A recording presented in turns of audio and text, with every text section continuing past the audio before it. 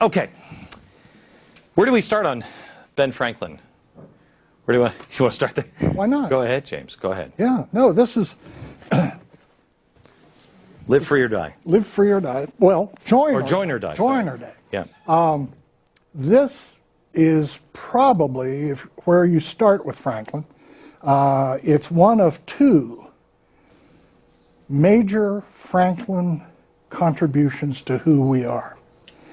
The year 1754, the French are stepping up their operations to drive us into the sea. Indian raids on the frontier, French troops coming up the Ohio, coming across the Great Lakes. And the militia system just isn't working.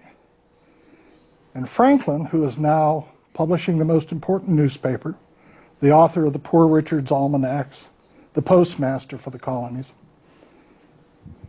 starts circulating the idea of an American militia. All the colonies chipping in according to their population, an army of its own, of our own, which would work with the British, work under British command, and undertake aggressive operations to push the French back down the Ohio. Okay, now wait a minute. These were Americans. He was saying this wasn't the American Revolution. This was to come after the French. This is as British, as American British citizens. If you said to him in 1754, what are you? He would say, an Englishman. Right. A Philadelphian. And a scientist. And then they'd laugh uproariously. Would he be wearing clothes? He took air baths, which are nude aerobics, to get his pulse up to 100. And and everybody else's pulse up to about 1,000. Jeez. The only house he lived in that's still standing is in London. And it's right behind Charing Cross Station. It's a museum now. Next time you're in London, go to the Craven Street Franklin House. And there you'll see, because as with most houses in those days, you enter from the ground floor, but the real dwelling is up on what we would call the second floor. They call it the first floor. And Franklin's apartment is right on the front of the house.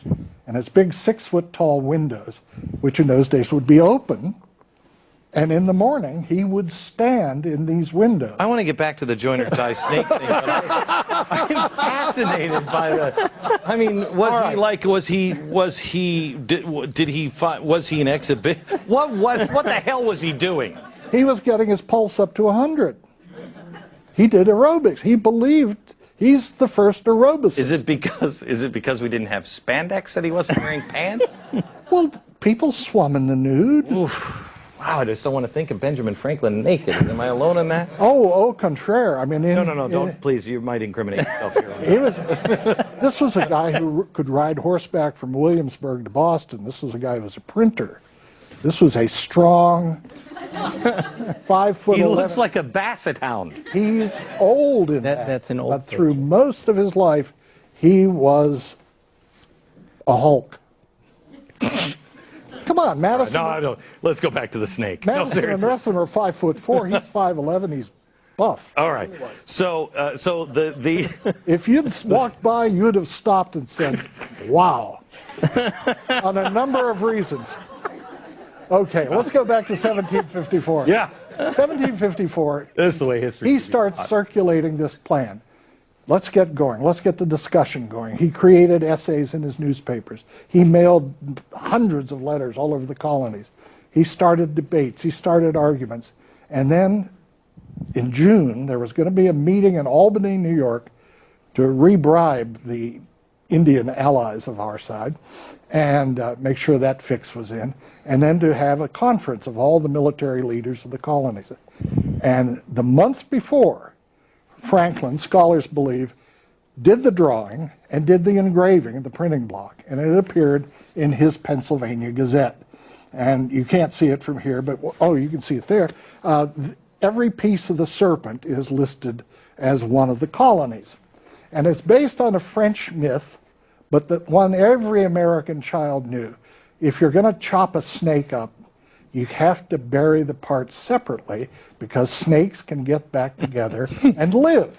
Now, it's a myth, But this picture immediately, even people who couldn't read, knew what the message was. Let me give you a side note here before you continue. I just had this because this was never a flag. This was a political cartoon, later used as a banner, I think, carried by some. Yes. Yes, but it was never a flag. I had this made for my house because I put old flags and banners in front of my house just to drive my neighbors crazy. This one, 2 years ago, we got called. The city called us and said the neighbors complained because they thought I was inciting violence. Really, join or die. They're like, what kind of cult is he running over at his house? Join or die. I'm like, just the Ben Franklin cult. We just get together and take air baths. Want to come and watch? PETA must have complained. I mean, it was bad. It was bad. It was bad. Okay, so he was saying join or die. But can you give me the significance on the snake? On the rattlesnake was really. Well, this is a rattlesnake. There are rattles on this. And he wanted the rattlesnake to actually be our national symbol. Absolutely. Why? Well, he said, look, the rattlesnake doesn't bother anybody. He goes away when you approach him. He does useful work keeping down vermin. He's cautious and placid, but he's never afraid. So you don't tread on him. And in that explanation came the idea of the coiled "don't tread on me" serpent. And he thought it would be a fitting picture of us in people's minds. You had the British lion, the French rooster, the Spanish dog, in all the cartoons of those days. And the American serpent lasted for about 25 years before, again, people said, no, I think maybe we ought to have an eagle. All right. But at one point, he wanted a turkey. Well, that's what he said. Well, that's ridiculous. Really, the snake is, because Franklin wrote about this when I think it was Washington was going through Philadelphia, and they had it on the drums. They had the snake on the drums, and he wrote it in the paper and said, they said, why the snake? And he explained it, and I think it's great. His eyes are always alert. He is always alert. The rattle always shakes to warn you. If you're getting too close, it will never strike out. It will warn you first. And then if you push it, it will strike, but only when provoked. I think it's a fitting. Yeah, that's right, my neighbors. Oh, yes, it's fitting. So, all right, hang on just a sec. We'll come right back in just a minute.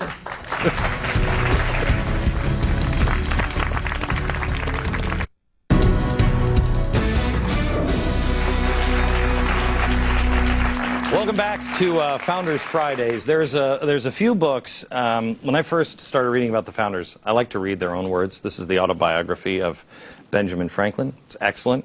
But I mean, look at it, just like, it's excellent. This is one of our guests. This is James Rhodes. It is Franklin, the Essential Founding Father. Excellent, excellent book. Larry doesn't have a book on Benjamin Franklin. I don't know what his deal is. But Larry is a great historian on America, and this is his latest book, 7 Events That Made America America. You've got his stuff. And this is, also a great place to begin. I love this. It's a series, The Real Ben Franklin, The Real George Washington, and The Real Benjamin Franklin. Thomas Jefferson, George Washington, Ben Franklin. This is a great series, all available online, or glennbeck.com. You can find them all. Okay, let me just go. Let's do some rapid fire here on what are the essential things that people don't know that you think people need to know about Benjamin Franklin. Well, Benjamin Franklin was one of the richest men in America, and that's amazing because he starts so poor. Starts as an apprentice, works his way up through the printing business, gets to be a partner, gets to be an owner. At one point, he's estimated to have a worth in the 1750s of about 2,000 pounds income a year.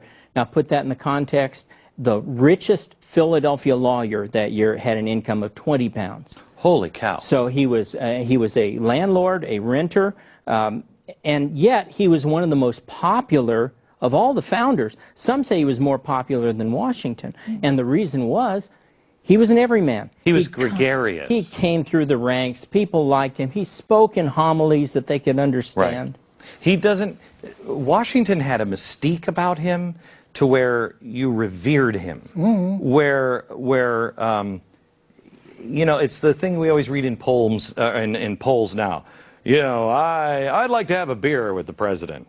He's the guy you'd have a beer with. Well, not too many or he'd take his clothes off, but you'd have the beer with Benjamin Franklin. There's the famous example of Washington where one of his aides was on a dare, asked to go up and slap him on the back. Right.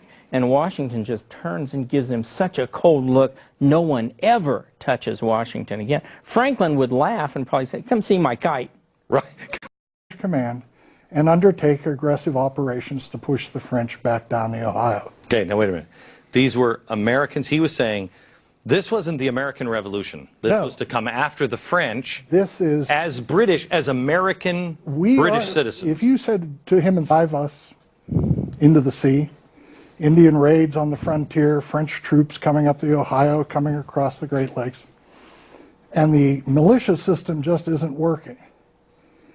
And Franklin, who is now publishing the most important newspaper, the author of the Poor Richard's Almanac, where you start with Franklin, it's one of two major Franklin contributions to who we are. The year 1754, the French are stepping up their operations to drive the postmaster for the colonies. Starts circulating the idea of an American militia. All the colonies chipping in according to their population, an army of its own, of our own, which would work with the British, work under British. Okay. Where do we start on Ben Franklin? Where do you want to start there? Why not? Go ahead, James. Go ahead. Yeah, no, this is live free or die. Live free or die. Well, join or die. Join or die. Yeah. This is probably